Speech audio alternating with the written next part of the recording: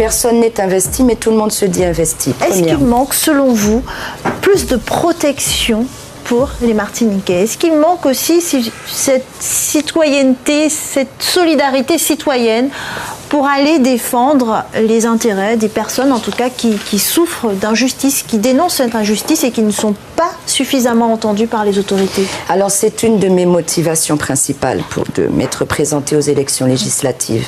Vous le savez tous, je suis une militante de terrain, d'accord ?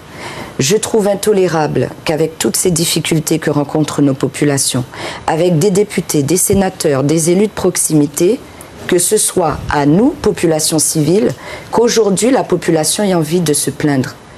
Il y a une absence de réponse concrète de la part de la classe politique, quel que soit le bord.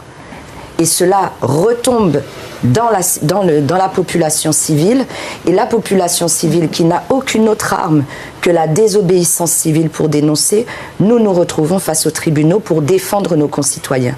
D'où la nécessité, en priorité, de faire un contrôle par le biais d'une enquête parlementaire des services publics. Et vu que je ne suis qu'une personne du peuple, il ne me restait plus qu'à me présenter aux élections pour aller vérifier pourquoi personne ne répond aux Martiniquais. Votre positionnement, en quelques mots, encore, avant de passer à... Mon positionnement... Ben oui, si vous êtes élu, de quel côté irez-vous? Alors, pour le moment, je suis du côté du PM, du peuple martiniquais avant tout. Pourquoi ? Parce qu'aujourd'hui, on peut l'entendre. Lyotte x2, on entend qu'il y a beaucoup de rapprochements, de fronts populaires. Personne n'est investi, mais tout le monde se dit investi, premièrement. Deuxièmement, au soir du deuxième tour, c'est la baguette et la caïbelle. Je ne me prononcerai pas parce que les coups de couteau arriveront au soir du premier tour.